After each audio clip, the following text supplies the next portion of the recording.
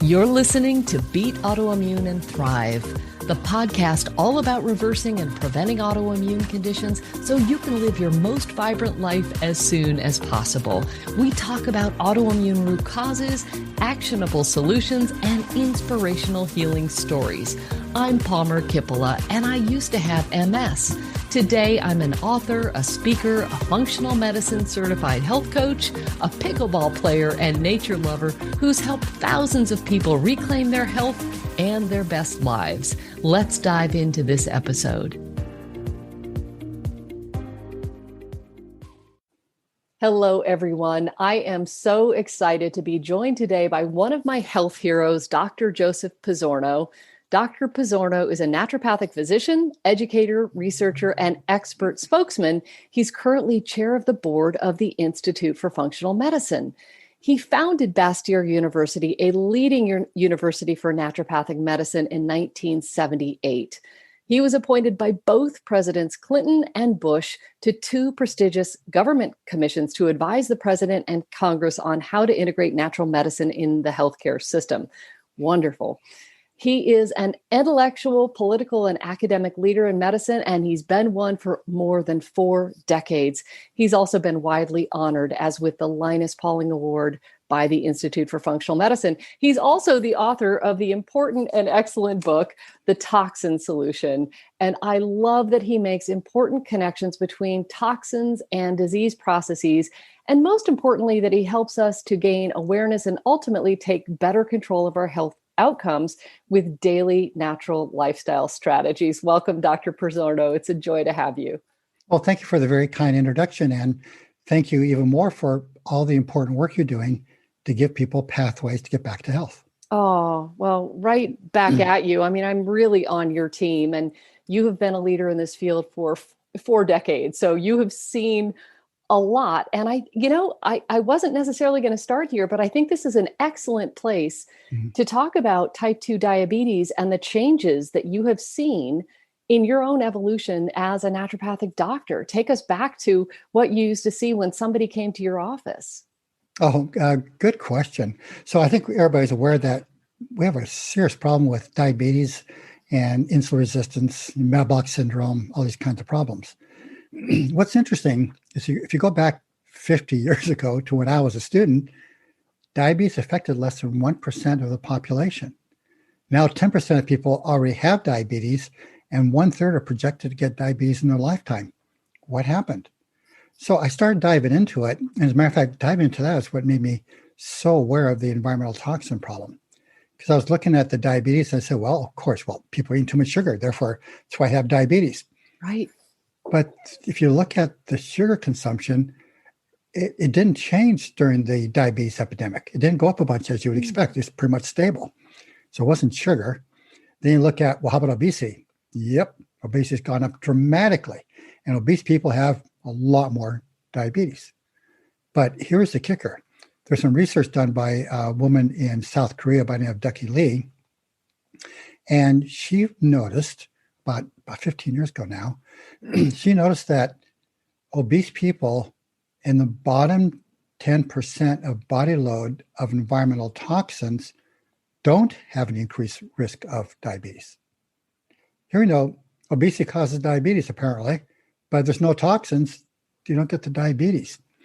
And I started looking into this. Well, that's interesting. So I started looking at toxin after toxin, finding that as the body load of the toxin goes up, so does diabetes. But so does a lot of other things too, like autoimmune disease, okay? And there's so many examples of these chronic diseases we're suffering now being directly correlated with body load environmental toxins. Wow, that is so fascinating. And it goes against conventional thinking that, diabetes is driven by sugar and obesity. And no, not so fast. Let's think about this. Yeah, I want to be clear. I'm not saying that excess sugar is good for people. I'm not saying being overweight is good for people. I mean, but as the primary cause of diabetes, no, they're not. Yeah, fascinating. So one could say, if you are a type 2 diabetic or you have insulin resistance or you're heading in that direction, to not only address your diet, what you're saying is you might want to check out your toxic burden to see what else is going on under the hood, right? Well, let's think this through very simply. So what happens first is people get insulin resistance, okay? And then the pancreas has to overproduce insulin to get sugar into the cells to keep us alive. A great example of how remarkably adaptive our bodies are. So why do people have insulin resistance? Well, there's all kinds of reasons for it. One of them is many of these chemicals we're being exposed to in the modern world bind to and block insulin receptor sites. That sounds like insulin resistance, doesn't it? Yeah. And so it turns out that we're doing it to ourselves. And we're doing it to ourselves with chemicals we're exposed to every day. Wow. Well, this is why you're here. I am so excited about having this conversation because while it seems so daunting, and when we think about the autoimmune epidemic, we think about an increase in these external environmental toxins. And true, there's a lot that people can't do about this passive exposure. But on the other hand, there is so much that we can do. And I can't wait to dig into some of the solutions because those high leverage things that people can do on a daily basis can help to bring the toxic load dramatically down. Do I have that about right? Exactly right. Okay, great. Well, I love starting in the beginning, and I think it's helpful to frame the conversation because we've got this big problem. And we have, other things that go along with our ability to detoxify. So can you help us to kind of, organize our thinking in terms of what we need to think about when we want to minimize toxins? I like to, but let me start with kind of a big picture observation first. If you look at the history of medicine, there's been two basic schools of thought. One school of thought is humans are the victims of their environment and the bodies make mistakes. The role of a doctor is to recognize what disease a patient has, diagnose it, and treat that disease, take control. But there's another school, Hippocrates was part of that school, that said the body has tremendous ability to be healthy. So if a person is suffering from some disease or some symptoms or something, that means that the body hasn't been able to respond to it. Why? What does the body need to respond? Or is there something in the body that has to be removed? So let's promote the health of the person. Yes, the disease is there, but let's promote the health of the person. Then you started looking at, well, what's necessary for the health of the person? There's three components. Genetics, but genetics only accounts for 15% of disease, 1 out of 6 diseases. How about the rest, 85%? How about nutritional deficiencies, nutritional excesses, and environmental toxins? And why are the environmental toxins so problematic? It's because our bodies are basically enzyme machines. And those enzymes, the way that the toxin cause trouble is by poisoning the enzymes. So if our enzymes are poisoned, how do we expect our bodies to work when the basic metabolism can't go forward? Okay, so there's kind of an overview perspective. I love it. Okay. Now, when we think about toxins, you have to think about toxins in kind of two types. Now, you might say, well, metals versus chemicals, yeah, that has some value, but far more useful is persistent versus non-persistent. So non-persistent means that the toxin we're being exposed to, either we were exposed to it as we evolved as a species, and so therefore developed the ways to get rid of it, or it's similar enough to something we're already able to get rid of that they're gone very quickly.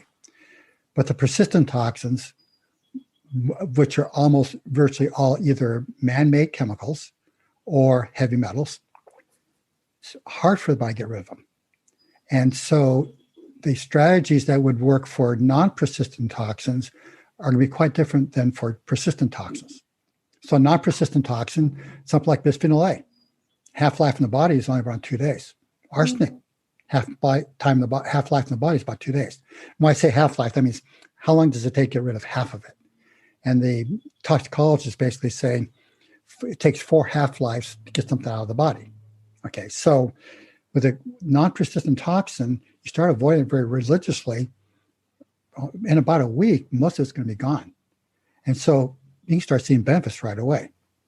But the persistent toxins, their half-lives in the body are measured in months to years to decades. So when I say decades, what do I mean? How about PCBs, polychlorinated biphenyls, which, by the way, are highly predictive of rheumatoid arthritis in women, autoimmune rheumatoid arthritis. Okay, so half-lives of those things are years to decades. So go to your local restaurant, buy some of their farmed raised fish on the menu. Don't do that. Don't do that. And the PCBs in that farm raised fish are probably going to be worth you the rest of your life. Wow. Wow. Let's just put an exclamation point on this one, because I'm not sure that people know that Atlantic salmon, the word Atlantic is code for farmed. Yep. Okay. Exactly. So if it does not say wild, my friends, it must be farmed. Yes. So we have to think like this. And a fishmonger tried to convince me that Scottish salmon was not really farmed. And I did my own investigation and found that they had a very creative and very clever way of raising the salmon by like pulling it behind the boats, but they were still giving it, let's see, corn, wheat, and still giving it. Yeah. The problem is the food. It's not that's being farmed. The problem is the food they're feeding them. Right. Makes a huge difference. Right. Oh, I'm so glad you said this. So PCBs takes years to decades to get rid of. So that'll make you think twice before getting that Atlantic or farm salmon. Yes. And I just want to put another point here. We will get to the detox piece of this towards the end of what we're talking about. I wanted you to start with the problem so that people are really aware, and this kind of shocks you into a level of awareness that, oh my goodness, this matters a lot. And yes, there are things that you can do to turn the ship around, but to just be aware, it's my understanding from your book that farm salmon is the number one source for PCBs in our bodies. Is that correct? And not only that, but in particular, and the worst of them are Ireland farm salmon. Is that right? The worst, yes. Okay. All right. So you learned it here. I did not know that. So we've got the persistent, we've got the non-persistent. Then we also frame it in the sense of there is what's outside of us and then what's inside of us. It would be another way of framing the toxin conversation, right? Because when people think of toxins, they think of what's out there instead of really thinking about what's inside. And that can be anything, which we can talk about in terms of what's going on in your gut and what's escaping the gut that should not be escaping the gut. So if you want to give us a frame on that, I think you call them category 1 and category 2 types of toxins. Okay, well, we can look at that way too, internally produced toxins versus externally produced toxins. So let's go to the internally produced ones. One of the smartest doctors I know, Dr. Sid Baker, made a comment at a lecture that about 25% of the energy we produce every day is used for detoxification. Wow. Because even normal physiological processes are producing molecules that once they've done their job, we got to get rid of them. I mean, think about hormones. Think about the testosterone for men and estrogen for women. So after they do their job of doing these characteristics, now the body's got to break them down. Now, when the body's functioning properly, it breaks down estrogen to an anti-carcinogenic version.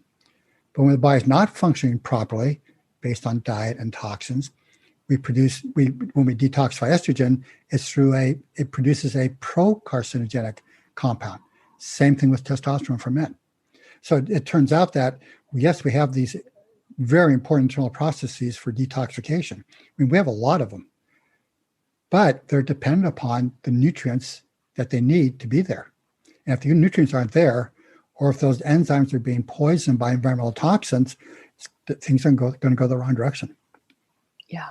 Oh, that's so interesting. And it brings me back to the top of the conversation where you were framing things that part of this whole conversation is about our ability to neutralize or excrete those toxins. And then how committed are we to living a detox lifestyle? Yes. And so those are, in your words, I would believe essential to this whole conversation.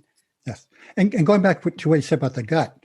So if our gut is full of the wrong kinds of bacteria, well, they produce molecules that are toxic for us. So one of the tests I used to run a lot when I was in primary care was called the Obermeyer test, and measures something called indoles and scatols in the urine. And they're produced by having Clostridia type bacteria in the gut that then broke down the amino acid tryptophan into these toxic chemicals. So I say this to patients. They say, okay, well, fine, doc, what do you say? I said, well, they have another name. They're called putrescine and cadaverine. Oh my goodness. Okay, and then we say that, also patient, oh, well, that's interesting. Yeah, because they're basically toxic substances. So if you have the wrong bacteria in your gut, now you're wasting some of your detoxification function and capability on chemicals coming from the gut that should not be coming from the gut. So when I talk in my book, The Toxin Solution, I say, well, before you go on a detox program, make sure your organs elimination are functioning properly. The gut, the liver, and the kidneys. And so many people are being sick because they have really toxic guts. Matter of fact, the old-time naturopaths, what they did was they primarily taught people how to eat properly and how to get the guts functioning properly. Quite interesting. Yeah. And it's still, and I collaborate with a couple of brilliant naturopaths today, and that's still the focus. Good. Like, we will not move to, for example, chronic Lyme until we have really, really worked on the gut. And sometimes that takes a lot longer than clients want, right? People want to get over this. Oh, I've been at this for a month or two. Aren't I finished yet? Like, this is, sometimes the problem takes years, if not decades, to form.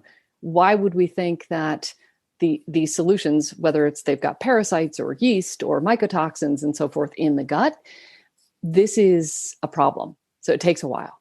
Well said. Well okay. Said. So we always want to go further. One of the advantages of this kind of foundational, well, you can choose to focus on the disease or you focus on the health. It's amazing how often when you just focus on health, even if it does not appear to be exactly relevant, we focus on health, now the body can do its job. And surprising number of times, where the disease was, it starts going away. Yeah. It's one thing that I write again and again in my book. It almost seems too simplistic, but the number one thing that I suggest is to remove things, because sometimes the blockage or the problem to get to health is that there's something in the way that we've got to get rid of. And once we get rid of it, it's like a beaver dam, right? Once we clear that, things can just get back on track oftentimes, right? Foundational naturopathic concept: remove the obstacles to cure. There you have it. Beautifully said. You don't always have to figure out exactly what you need to do to intervene, because sometimes just letting the body function the way it's supposed to, that's all you need to do. I love that. And that makes me think of a question that I was going to leave towards the end, but I want to bring it up sooner. And that is testing, because not everybody has access to a functional medicine or naturopathic physician. What are your thoughts on whether or not it's essential to get the data on what's going on in the gut, for example, or nutrient status, versus just living this detox lifestyle and putting in the practices of health? What are your thoughts on that? That's a good question. You can approach this kind of two ways. One, with lots of data and lots of objective tests, or by applying basic principles. Now, I personally like doing objective tests if they're available and if the patient can afford them, because it's nice to be able to kind of objectively measure what's going on. Okay, but you don't have to. Okay,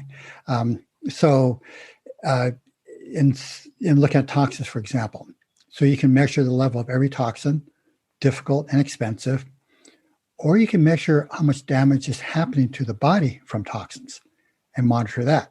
So if the measures of damage to the body are getting better, it means you're on the right track.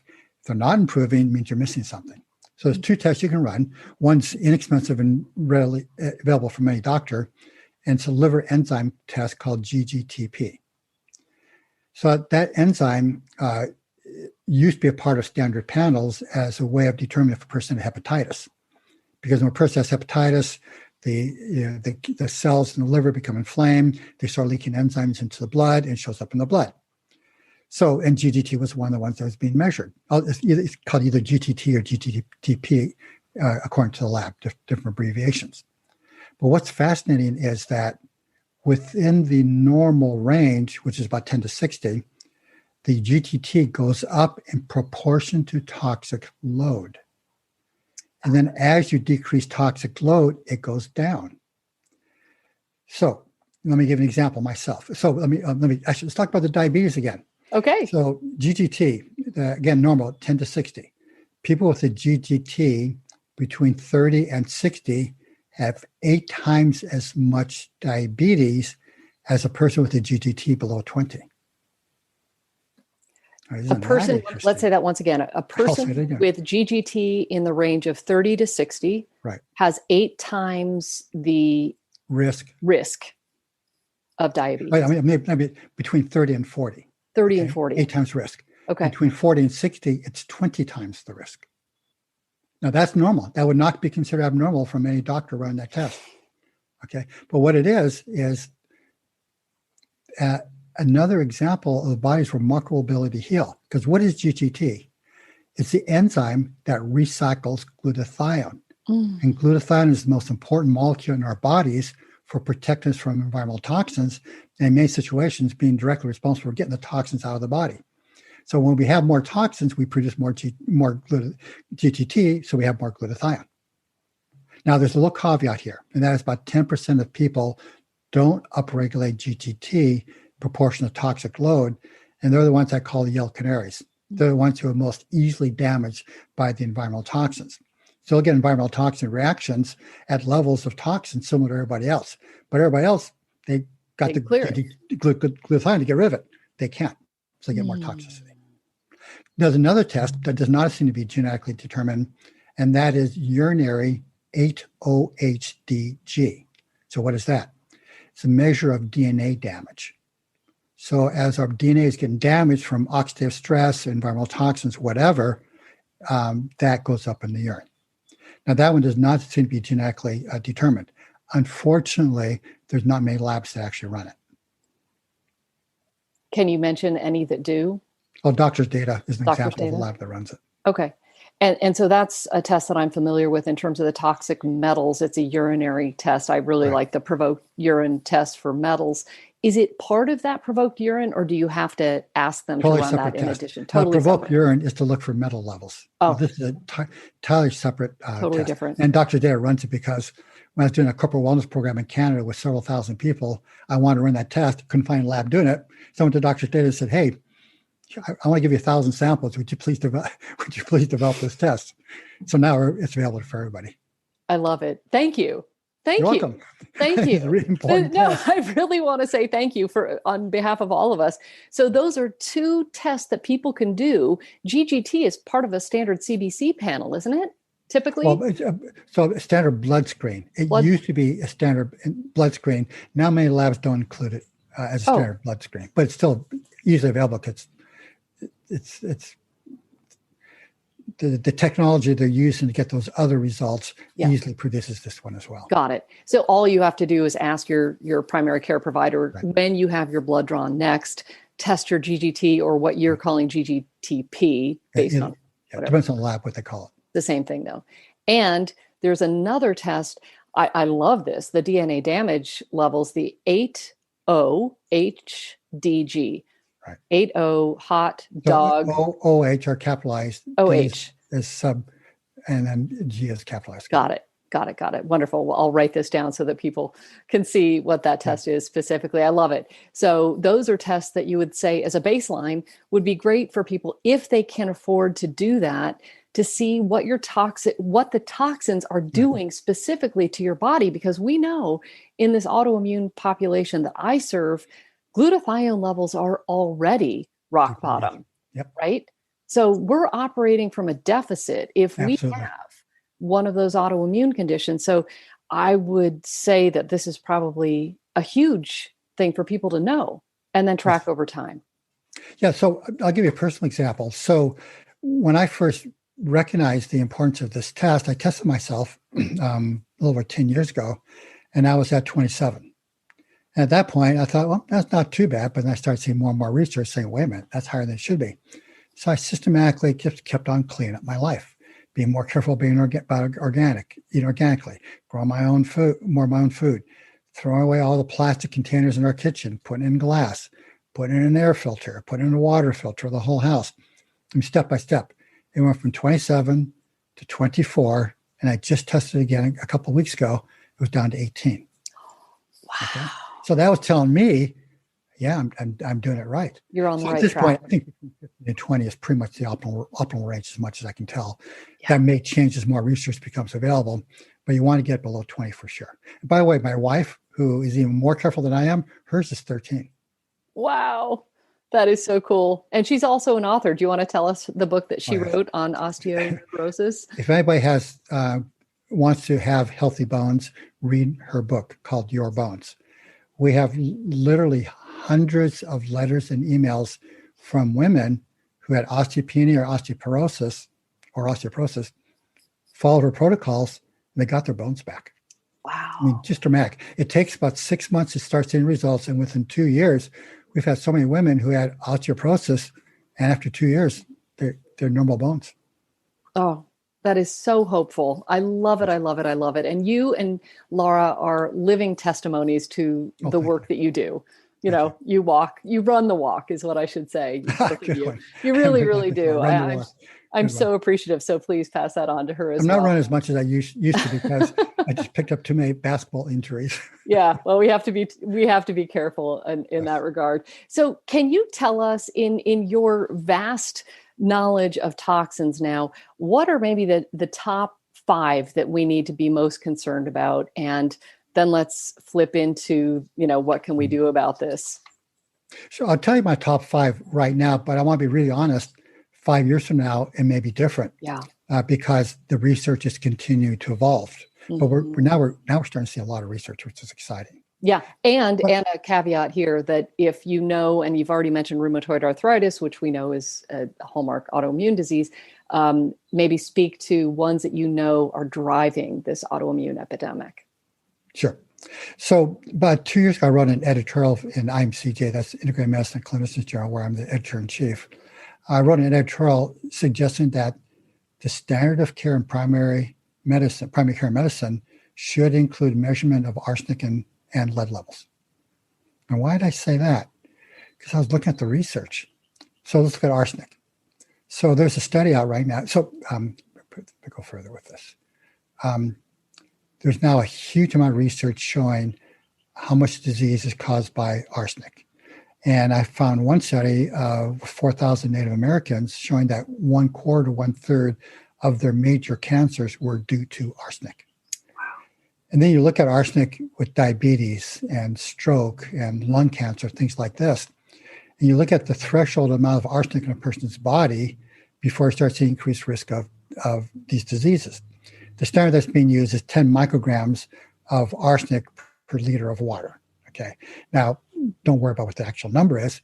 You look at what's in the general population. 1/3 of our general population is above that threshold. Mm. So 1/3 people in the United States are suffering from arsenic toxicity. Then you look at lead. Now, lead's a good example of something where public health has done a good job of decreasing lead in the environment. However, you look at people in my age group, for example, all of my bones were formed when there was lots of lead in the environment.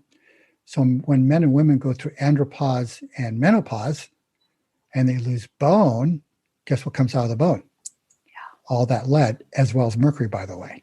Mm. So why is that significant? So you look at the research, and it's really a good study I just looked at that showed that 18% of all-cause mortality and 1/3 of heart attacks leading to death are due to lead.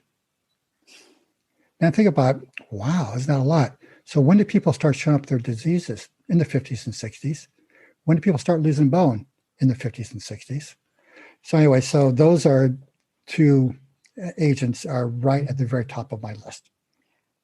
And we'll go into each one of them because you've already spoken about arsenic and its half-life, which is very different than the half-life of lead. Yes. But we'll go into that. But tell me more about the toxins driving autoimmunity. Okay. So let's start looking at the bisphenols. Now, notice I said bisphenols, not just bisphenol A. I heard that. Huge correlations with bisphenol A and autoimmune disease. Okay. But the problem is that while the public is becoming aware of the problems with bisphenol A, well, what are they doing? They're substituting bisphenol S, bisphenol F, bisphenol AF, bisphenol Z. They're every bit as toxic. But we just haven't accumulated high enough levels in the humans for them to start showing as much disease correlations, except for areas like infertility. Okay. But bisphenol A is another huge problem. PCBs, polychlorinated biphenyls, huge problem. They were banned over 40 years ago, which is nice. But there were called halogenated hydrocarbons. And by putting fluorine or chlorine or bromine onto these chemicals, while it gives them their characteristics that we want, like non-stick or anti-insect or anti-flammable, things like that, well, that's all useful. But putting that halogen on those compounds basically dramatically impairs the ability of biological systems to break them down. Wow. Okay.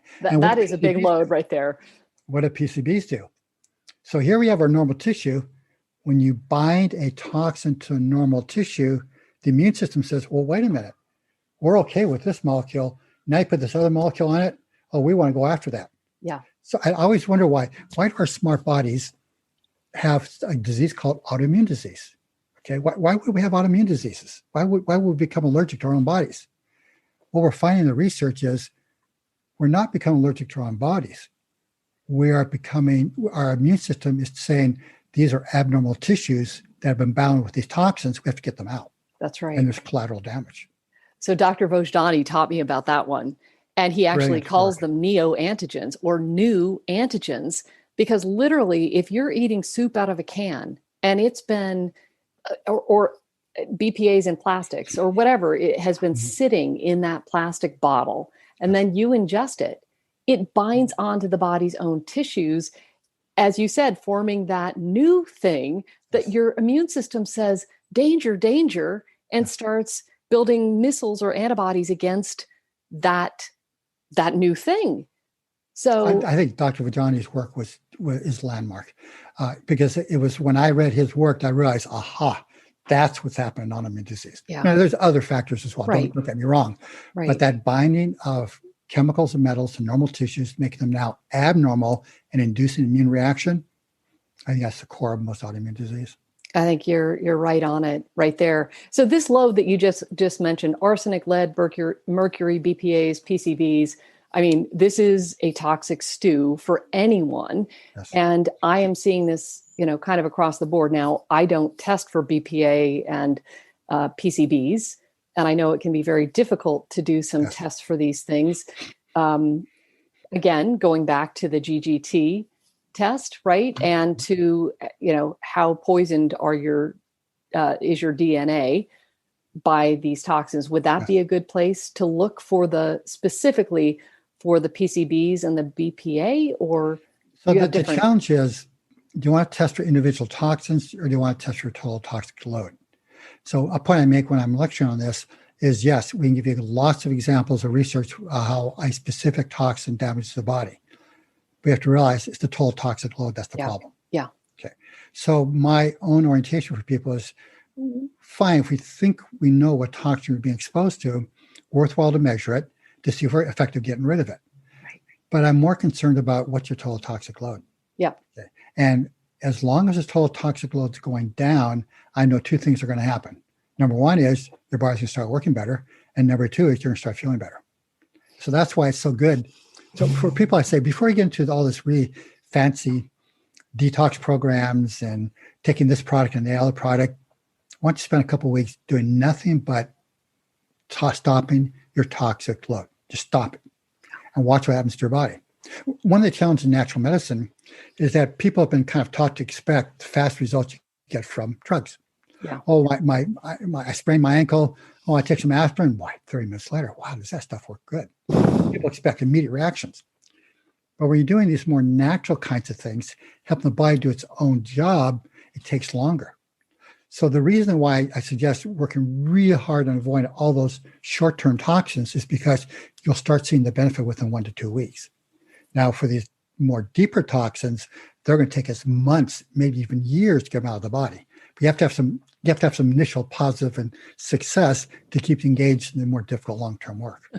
Yes, I know that very well. And one that I cite from you often, I hope I didn't massacre this one, but just switching from a conventional diet to organic food in children, haven't we seen the body burden of these non-persistent toxins go down by is it as high as 70% just by changing to an organic diet? Yeah. So blood and urine levels decrease around 75 to 80% in 4 days. I mean, unfortunately, there's still stuff in their fat stores, everything else we have to get rid of. But do that, immediate changes. Do that. You want a quick win? Switch to organic food, especially organic meat and oils, right? Because I know that we're not just what we eat, we're whatever we eat ate. And it can, right? Yes. It can actually amplify or when the big fish eats the littler fish that eats the littler fish, those poisons. Yes. Thank you. Amplification. It gets much worse. Yeah. So and also the storage materials. No point in buying some organic lentil soup if that organic lentil soup is in a can, because those cans are lined with plastic and they leach bisphenol A into them. Okay, so it's easy to get paranoid, I have to say. Yeah. And it's easy to be overwhelmed. I mean, because it sounds like we are up against a lot, especially when we start thinking about things that are going to be in our fat tissues for a long time. And I've recently worked with some clients whose lead levels were off the chart. And keep in mind, these are women in peri and menopausal years. So this is when, the bone is going to start leaching the things that we have, maybe downloaded from our mothers and that's been safely tucked away in our bones. So let's get to it. Let's get to what we can do about these things, because you've already mentioned arsenic. And in my research, I found there were two places that arsenic was really prevalent. One was in rice and the other is in well water. Are those in your research? What have you found are the biggest contributors? Let me broaden that statement a little bit. So the primary food sources are rice and chicken. Chicken is not supposed to have as much arsenic in it now, but there's too many examples where the farmers are ignoring that guidance. Then the other thing is water. So water is either a private well or public water supply. And there are many private wells that have high levels of arsenic that the population is not aware of, particularly, for example, in Maine. In general, the safe levels of water, arsenic in water is considered 10 micrograms per liter. Interestingly enough, very similar to that urinary number I just told you. Okay, so there are wells in Maine with 3,000 micrograms of arsenic per liter of water. Wow. And they had a huge incidence of diabetes and cancer and all these other kinds of things. But even our public water supplies are of concern. So 10% of the public water supplies have arsenic levels known to induce disease in humans. Only half the public water supplies have reported their levels. Why? There's a $50 test. Because remediation in a public water supply is pretty expensive. Yeah. So maybe I'm overly pessimistic about government, okay? But when so much of the public water supplies are inducing disease, we have a problem. Mm-hmm. So what can people do for themselves? Can a plain old, like a carbon block water filter that removes the chlorine and fluoride also get rid of arsenic? Okay. As far as I know. Okay. So carbon block filters will remove some arsenic, not much of it. Arsenic, there are some new technologies evolving. Commercially, what's typically used are what are called reverse osmosis. So I recommend everybody check your arsenic levels. And if the arsenic levels are high, find out where it's coming from. Because as near as I can tell, arsenic is the number one toxin we're being exposed to. Wow. That's huge. That's a big statement. And people can get at-home water tests, right? You can also check your public water supply. Like you said, I don't know if every county is going to share what the levels are in the water, but you need to do yourself a favor and get that test done. Yes. Okay. That's huge. And is organic or pasture-raised chicken at risk of having those arsenic levels as well? And talk to us about rice. I've heard there are certain forms of rice that are better than others. What can we do? So a few things that are critical here with rice. Whether the rice has arsenic in it or not depends primarily upon the water it's being grown in. So if it's being grown in water high in arsenic, for some reason, rice is very good at absorbing the arsenic. Okay, so that's where most is going to come from. It doesn't matter whether it's organic or chemically grown food. Mm-hmm. It's what's the water supply. Now, the good news is that you can remove most of the arsenic from rice by simply boiling it for a few minutes, then throw out the water before you cook it. So boil for a few minutes in water, then throw out the water and cook it again, and then do the final cooking. That gets rid of most of the arsenic. Oh, that's a great hack. I like that. That's helpful and hopeful. And the chicken, where are they getting the arsenic from? So primarily because it's being added to their feed as to keep down parasites, and because it makes the chicken plumper and with more white meat, which they get the more money for. Okay, so a good, reputable farmer should no longer be using arsenic. Now, if you got a farmer who's moved from using arsenic and saying, "Oh, we got free range chickens now," but that free range used to have arsenic in it from all the past chicken feed with arsenic in it, well, it's going to take a while to get rid of that arsenic. Yeah. Interesting. Okay. Thank you. Something else we should be very mindful of. And let's go from easiest to do something about to the toughest. And the BPAs is this, and the BPSs and BP, the whole alphabet soup. Right. Best thing to do is to avoid plastic. Is that avoidance? Avoid the plastics, pure and simple. Okay. So no plastic storage material. Don't buy anything stored in plastic. Don't buy anything stored in cans. And you're going to dramatically decrease your bisphenol A levels. Yeah. I mean, things like cash register receipts. So that thermal sensitive ink has a bunch of bisphenols in it. So when they offer you the receipts at the grocery store, unless you're wearing gloves, don't take them. Yeah. Beautiful point. Dr. Vojdani taught me about this one too. He said, whatever you do not store oil in plastic because it degrades. The plastic is very easy to get into the oil. Yeah. So if you look at our house, look at our olive oil, look at our nut butters, things like that. They're all in glass. We don't buy anything in plastic unless there's absolutely no choice. Okay. Yeah. That happens occasionally, but fortunately not very often anymore. Yeah. Oh, that's so helpful. All right. Next on the list that we can do something about, I'm debating. I think it would be mercury. Mercury is pretty straightforward. Again, we're ignoring people with industrial exposure or their job. So if somebody's working in a dental office, they're going to get the mercury exposure. The primary source of mercury for people are silver fillings, so-called silver fillings, which are actually 55% mercury, even though they call them silver fillings. So the amalgam fillings, and then fish.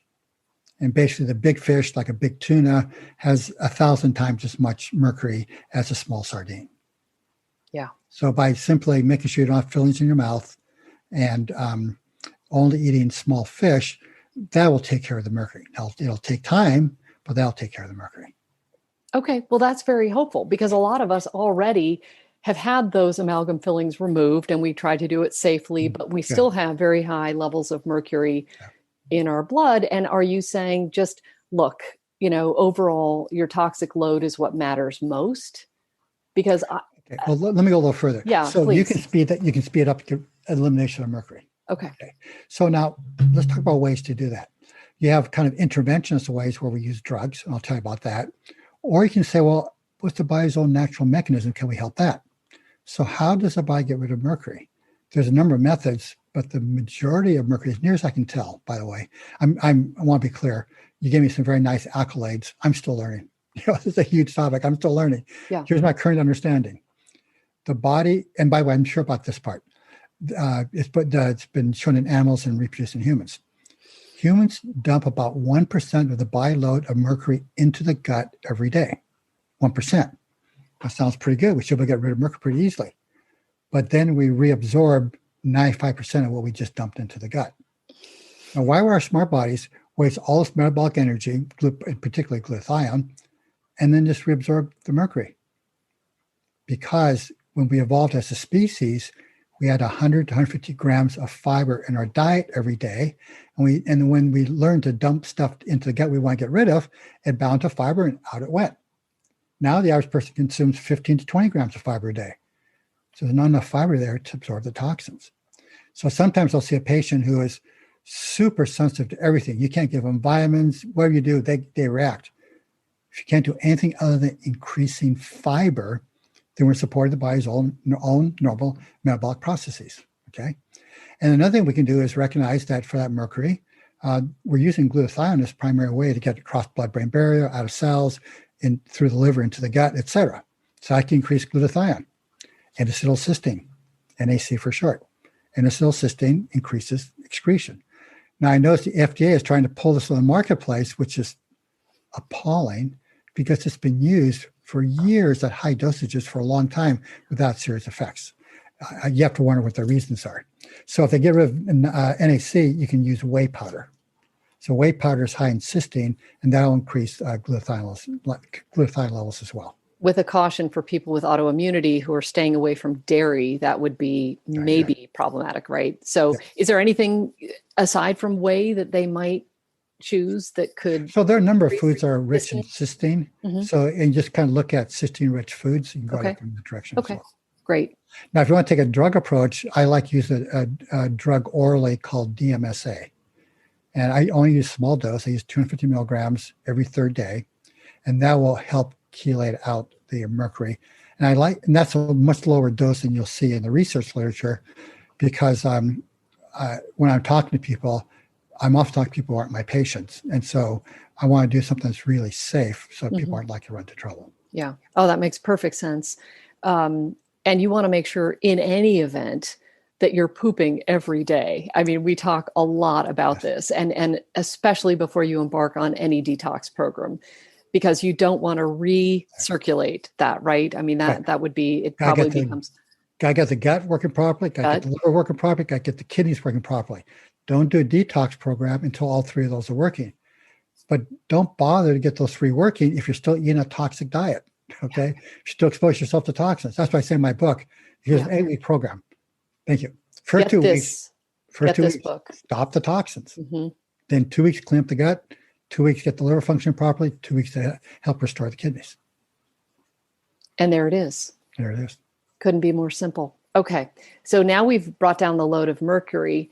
Let's move on to lead, because this is going to take a little bit more patience. I had a client recently whose lead was off the chart of what they calculated, and that was a little concerning about what to do and how long she might be at this. Same protocol I do for mercury. Same thing. Same protocol for mercury. So now it's not going to work for cadmium, okay? It's not going to work for arsenic, but it turns out lead and mercury, that same protocol works. And I've done that on enough people where I've got clear data showing it's an effective intervention.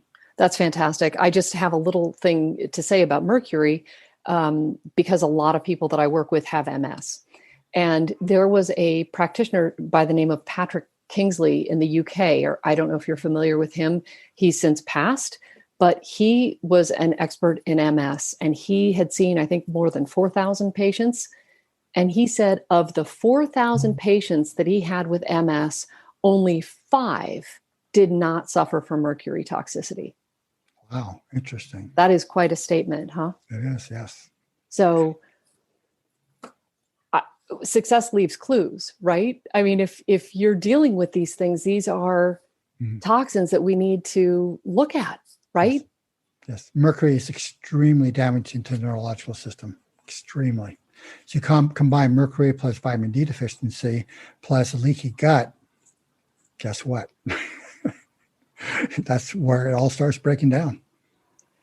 Yeah. And would you say in the world that you're in this naturopathic medicine, you don't look at disease per se, you look at what are the pillars of health? What are the principles of health? So when somebody has high levels of exposure to toxins and low vitamin D, and a leaky gut, it's the setup for the perfect storm. So whatever your weak link is, right? For me, it happened to be MS. Exactly. So here's what sets up the disease, but what you actually get depends upon your genetics. It's your flavor of genetics, whatever the weak link is. I don't care. It almost doesn't matter what the label is. The reason the label is important is that somebody in Western medicine wants to diagnose you. And I do think there's help in that, but then to give you a drug to treat the symptoms of that dis-ease. And that's not what you practice. And thank you for founding Bastyr University and being the instigator of a world of naturopathic doctors. It's what a gift you've given to the world. Well, thank you. Let's call it health medicine. Health medicine. Look, we have the greatest burden of chronic disease in every age group ever in human history. Now, This in the context of conventional medicine, disease treatment medicine. We gave them all the money, all the authority, all the power, all the social adulation, and this is what we got. Now, I want to be clear. I'm not anti-conventional medicine because it also gave us a lot of really good things. That's right. But we're in this trouble now is because we only did this part. We have to do the other part of making people healthier. Yeah. And that was ignored. People thought, doesn't matter what I do. I'll watch the television commercials and eat this crap and that crap. And all those really pretty people are smoking those cigarettes. And wow, I can do that too. Right. Well, and then as your body breaks down, you then go to these people who then give you a drug to typically turn off the symptom of your body's messages telling you, hey, it's not working. I'm breaking down. Oh, you gave me this drug and I don't have symptoms anymore. I guess everything's fine. No, it's not. Everything's not fine. The body's still breaking down. Yeah. We could speak for a long time on that. And the bottom line is, it is our responsibility as human beings to be the CEOs of our own health and well-being and be vigilant. And there's the precautionary principle that Europe has been practicing for decades, which is, just take good care about what you put in your body and on yourself. Assume that it's going to be harmful. Don't wait until we find out that it's harmful. And when you practice these principles of health, like you're educating us to do, what's the end result? Wellness, health, well-being, right? I'm actually getting more radical the older I've gotten. So, when I first started this as a student, 50 years ago, it was unpopular and they called us all these kinds of mean names and things like this. Well, now I'm 50 years later. And what do I see? Research supports us. And we're now showing that following the medical model only gets you a lot more disease. And personally, family and friends in our age group, they're either dead, have major disease, or are done with life. And I was thinking, wait a minute, I'm still functioning just fine. What happened to everybody? Okay. Where'd everybody go? Yeah, where'd you go? Well, what was happening was they were following that. Doesn't matter what I do, the doctors will take care of me. Doesn't work that way. No. And now we have guidebooks, and this is so hopeful that we have your book, which is so practical and so helpful. And I really want to encourage people to get this book. Is Amazon or your local bookstore are those good places to go to get it? Sure. Barnes & Noble, Amazon, anywhere. Local bookstores. It's readily available. Yeah. Yes. And if people want to stay in touch with you, to learn more about what you're doing and textbooks that you're writing and updating, how would you like them to be in touch or to check stuff out? Okay. So I'm not very good in the social media thing. I need to get on that someday. My job right now is doing the teaching. I don't see very many patients anymore. I'll see maybe a handful of patients on a kind of concierge basis to keep my hand in it. But over long periods of time, I can't see people individually. I have to do these big things. Yeah. Well, and that's why having a book like this that you can do on your own, you don't need a practitioner, because honestly, removing the things that you've talked about removing and giving the reasons why is going to get people so much of the way, if not all the way there by itself, right? Yeah. I am so grateful that you made time to speak with me and to impart your wisdom over the decades that you've condensed so beautifully into this book, and what you do to teach us how we can take control of our health outcomes. And I wondered, is there anything that you'd like to end with that you didn't get a chance to say that you would like to share? Well, first off, thank you for letting me kind of go off my little spouts of philosophy. It's nice to kind of talk about the big picture, not just the specifics. I think it comes down, it's pretty straightforward. Our bodies have a tremendous ability to be healthy and a lot of ability to resist the environment. I mean, you look at the COVID-19 challenge that we had. Remember, the vast majority of people either didn't even know they had the disease or knocked it off very quickly because the immune system is doing what's it's supposed to do. Okay. So while we have things like vaccinations, which is great to have them available, and we have drugs like hydroxychloroquine and ivermectin, things like that, that's great. But think about, how about the next pandemic? How about the next epidemic? How about, how about recognizing that as we've made the human population weaker, we've become more susceptible to disease, not just chronic disease, but infections as well. So people have a choice. Take care of yourself, make your body as strong as possible, and dramatically decrease your risk of getting any of these diseases. Or just stay with the standard American diet, and you're going to depend upon high technology medicine to keep you alive, and eventually your body's going to break, and that's going to be it. Well, it's a powerful message and a really essential one, especially with the aging of all of us. And as evidenced by, people that in our peer groups that are not doing as well, or just think that diabetes is inevitable. Everybody gets diabetes. No, not everybody gets diabetes. Everybody gets autoimmune disease. There is so much that we can do to turn the ship around. And so I'm very hopeful about that, even though it seems like the external circumstances are, escalating in terms of the sheer number of toxins in the environment. But we can do so much. So we can. Thank you so much, Dr. Pizzorno. I loved having you here and talking with you, and I look forward to the next time. Well, thank you for your kind introduction and kind interview, and keep up the great work. Thank you so much. Be well, my friend. Give my best to Laura. All the best. Take care. And that's a wrap.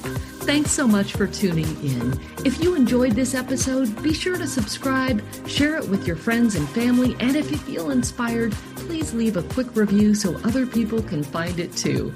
Now, if you want to beat autoimmune and thrive, make sure you sign up for my free video training at freeautoimmunetraining.com. That's freeautoimmunetraining.com, and watch the first video right away. Take good care. Bye for now.